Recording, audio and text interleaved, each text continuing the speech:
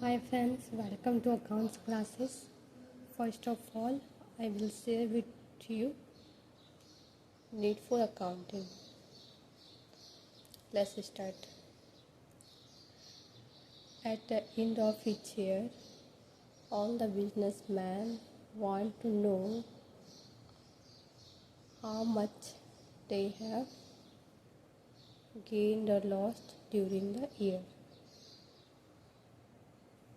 How much capital is invested in the business at the end of the year. Means प्रत्येक year सब businessman जानना चाहता है कितना वे प्रॉफिट और लॉस साल के दौरान हुए हैं, कितना कैपिटल इन्वेस्टेड किए हैं बिजनेस में at the end of the year, how much amount they are liable to pay और कितना अमाउंट वे भुगतान करने के लिए उत्तरदायी है। By keeping a complete and systematic record of every business dealing, एक पूरा और सिस्टमैटिक रिकॉर्ड बिजनेस का रखने पर द बिजनेसमैन कैन नो जान सकता है how much is the amount of purchases, कितना अमाउंट का वे परचेज करता है, how much is the amount of sales, कितना अमाउंट का बेचा है, what are his total expenses, उनका टोटल एक्सपेंसेस कितना हुआ, and what is the amount of profit earned, और प्रॉफिट का अमाउंट कितना अर्न किए और लॉस इनकर ड्यूरिंग द ईयर। नेक्स्ट देखते हैं meaning of accounting. Accounting is often called the language of business. The basic function of any language is to communicate. Accounting communicates the result of the business to the users of accounting information to enable them to make reasoned decisions. Accounting को अक्सर व्यवसाय की भाषा कहा जाता है। किसी भाषा का मूल कार्य संप्रेषित करना होता है। Accounting communicates the results of the business. लेखांकन व्यवसाय के परिणामों को उसके यूजर्स तक संप्रेषित करता है। Accounting information to enable them to make reason decision, ताकि लेखांकन जानकारी उन्हें तर्कसंगत निर्णय लेने में सक्षम बनाती है। The two most important financial statements are profit and loss account and balance sheet. Two most important financial statements है profit and loss and balance sheet. Profit and loss account depicts the net results of the business operations. लाभ और हानि खाता net व्यवसाय के संचालन के net परिणामों को दर्शाती है। नेट प्रॉफिट और loss during an accounting period and balance sheet depicts the nature and amount of assets, liabilities and capital of a business. लेखांकन अवधि बैलेंस शीट के दौरान प्रॉफिट और लॉस किसी व्यवसाय के कि संपत्ति देनदारियों और पूंजी की प्रकृति और मूल्यों को दर्शाती है and indicates the financial position of the business at a particular date। एक विशेष डेट पर वित्तीय स्थिति को इंगित करते हैं। नेक्स्ट देखते हैं क्लासिफिकेशन ऑफ अकाउंट्स। अकाउंट्स को दो पार्ट में बांटा गया है, एक पर्सनल अकाउंट, दूसरा इम्पर्सनल अकाउंट्स। इम्पर्सनल अकाउंट को दो पार्ट्स में, रियल अकाउंट्स और नॉमिनल अकाउंट्स। अब देखते हैं पर्सनल अकाउंट्स क्या होता है। The accounts which relate to an individual, accounts जो संबंधित है एक इंडिविजुअल, फर्म, कंपनी और an institution are called personal accounts. जो रिलेट करता है एक इंडिविजुअल, फर्म, कंपनी और an institution are called personal account, उसे पर्सनल अकाउंट कहा जाता है। जैसे account of Mohan, account of Ramchandra, account of DCM limited, account of Delhi university, bank account, capital account of the proprietor, drawings account of the proprietor are examples of personal accounts. अब देखते हैं real accounts. The accounts of all those things whose value can be measured in terms of money and which are the properties of the business are termed as real accounts। Accounts of all those things whose value can be measured in terms of money, वो सब things जिसकी value को हम लोग money में माप सकते हैं, और and which are properties of the business, और जो बिजनेस का प्रॉपर्टीज होता है उसे हम लोग रियल अकाउंट के नाम से जानते हैं। जैसे cash account, furniture account, machinery account, building account, goodwill account. Next देखते हैं nominal accounts. These accounts include the accounts of all expenses and incomes। ये सब अकाउंट्स शामिल करता है accounts of all expenses and incomes. The examples of nominal accounts relating to expenses are salaries paid, rent paid, discount allowed, bad debts. Expenses से related जितने भी हैं सब nominal account, expenses, discount, bad debts. Next examples of nominal accounts relating to incomes are commission receipt, interest receipt, discount receipt. अब next देखते हैं journal. Journal is a book of original entry in which the transactions are recorded first of all। Journal वह original copy है जिसमें सबसे पहले transactions को record किया जाता है। Next format of journal. Journal में 5 कॉलम होते हैं। पहला डेट, दूसरा पार्टिकुलर्स, तीसरा लेजर फोलियो जिसको हम लोग शॉर्ट में LF लिखते हैं, fourth amount debit, fifth amount credit. इसी 5 कॉलम से हम लोग जर्नल बनाते हैं। अब हम लोग देखते हैं रूल्स ऑफ जर्नलाइजिंग। अब हम लोग यहाँ पर्सनल अकाउंट्स को विथ एग्जांपल समझेंगे। Personal accounts according to the rule of debit the receiver, the personal account of the person to whom we give some money or goods is debited। means personal account का rule है debit the receiver, the personal account of the person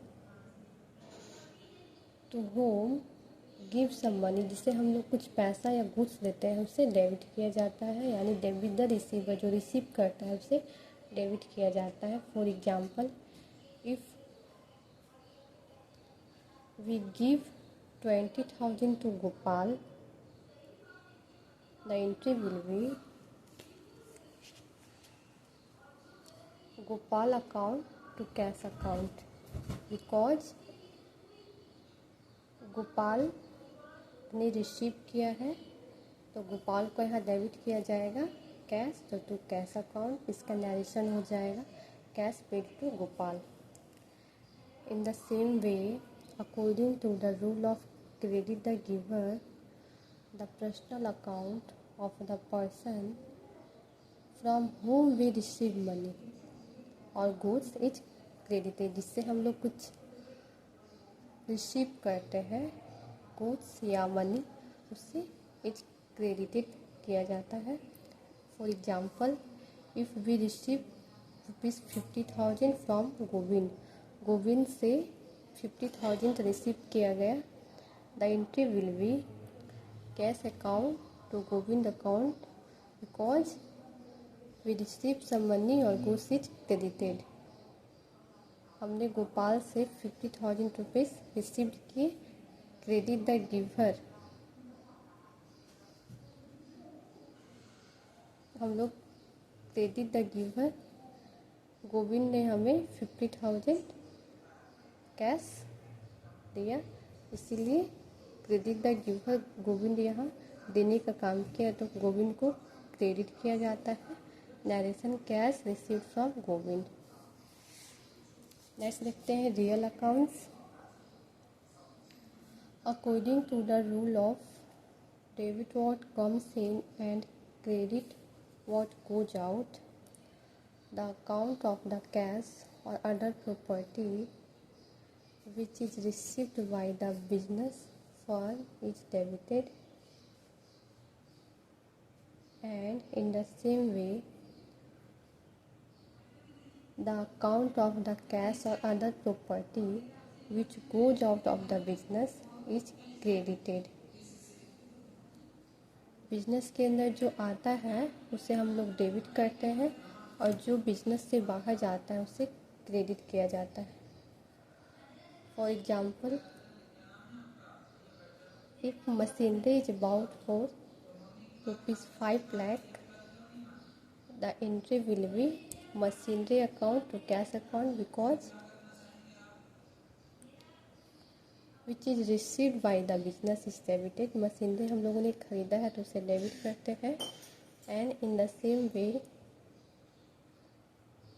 the account of the cash और other property which goes out of the business is credited. Next देखते हैं nominal accounts.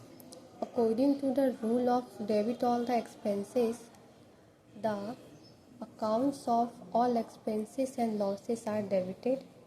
हम लोग सारे losses और expenses को डेबिट किए करते हैं। Example, if 20,000 rupees are paid for salary, the entry will be salary account to cash account, because debit all expenses, सारे एक्सपेंसेस को डेबिट किया जाता है। Similarly, according to the rule of credit all incomes, the accounts of all incomes and profits are credited। accounts of all incomes and profit को credit किया जाता है। the entry will be cash account to commission account, because हम लोगों ने 5,000 receive किए हैं for commission और कमीशन हम लोगों के लिए इनकम से, तो cash account to commission account, commission received, commission हम लोगों ने रिसीव किया है। अब हम लोग कुछ अकाउंटिंग इम्पोर्टेंट टर्म्स को देखते हैं, जैसे purchase account. When goods are purchased instead of debiting goods account, purchase account is debited.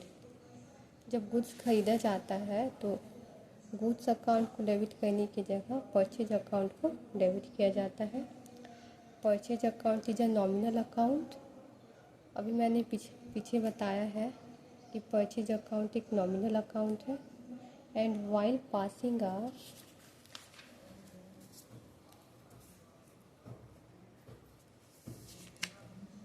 journal entry, purchase account should always be debited because of the rule of debit all expenses and losses।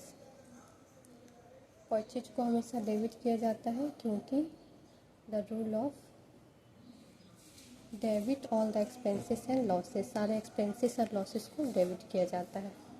Next sales account, when goods are sold instead of crediting goods account, sales account is credited because जब माल बेचा जाता है तो goods account credit करने के लिए sales account को credit किया जाता है।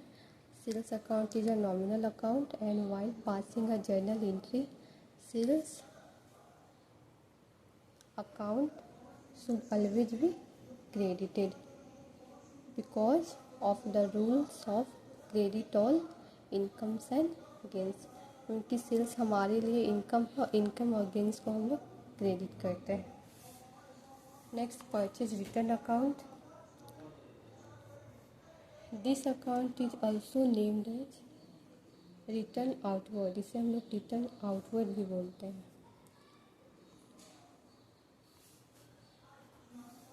It is a nominal account and should always be credited. यह एक नॉमिनल अकाउंट है, उसे हम लोग हमेशा क्रेडिट करते हैं।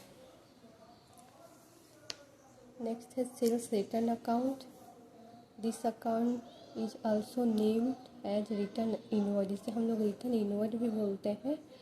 It is a nominal account and should always be debited. यह एक नॉमिनल अकाउंट है, इसे हम लोग हमेशा डेबिट करते हैं। अब हम लोग कुछ इम्पोर्टेंट कंसिडरेशन देखते हैं, कुछ मेन पॉइंट्स हैं। Following points should be considered for this. First, if in the transaction relating to purchase or sale of goods, the name of the purchaser or seller is not given, it is considered as a cash transaction। Means किसी भी transaction में जो purchase और cell से related हो, उसमें अगर purchaser और सेलर का नाम ना दिया गया हो तो हम लोग उससे कैश ट्रांजैक्शन कहेंगे। For example, goods sold for 50,000, goods माल बेचा गया लेकिन इसमें ना परचेज बताया गया और ना ही सेलर का नाम दिया, इसे हम लोग कैश ट्रांजैक्शन मानेंगे। नेक्स्ट है, if in the transaction relating to purchase और sales of goods the name of the purchaser और seller is given along with cash, it is considered as a cash transaction। Means किसी transaction में purchaser और sales of name of the purchaser is given along with cash भी दिया गया हो तो इस सिचुएशन में हम लोग इसे एज अ कैश ट्रांजैक्शन मानेंगे। For example, goods sold to Gopal for cash, इसमें परचेजर और सेलर भी दिया है और साथ ही साथ कैश भी दिया है, फिर भी हम लोग इसे कैश ट्रांजैक्शन कंसीडर करेंगे। Last, if in the transaction relating to purchase और sale of goods the name of purchaser और seller is given and it is not state whether it is a cash और credit transaction, it is considered to be a credit transaction. Means इसी transaction में purchase और sale of goods the name of purchaser और seller is given and और it is not stated weather it is a cash और credit transaction, तब हम लोग उसे क्रेडिट ट्रांजैक्शन कंसीडर करेंगे। जैसे गुड्स सोल्ड टू गोपाल, इसमें ना कैश ट्रांजैक्शन बताया है और ना ही क्रेडिट ट्रांजैक्शन बताया है, तो हम लोग इसे कंसीडर करेंगे क्रेडिट ट्रांजैक्शन। आज के लिए इतना ही। हम लोग कल एक क्वेश्चन देखते हैं, क्वेश्चन के साथ मिलते हैं। तब तक के लिए बाय बाय। कल एक क्वेश्चन के साथ मिलते हैं।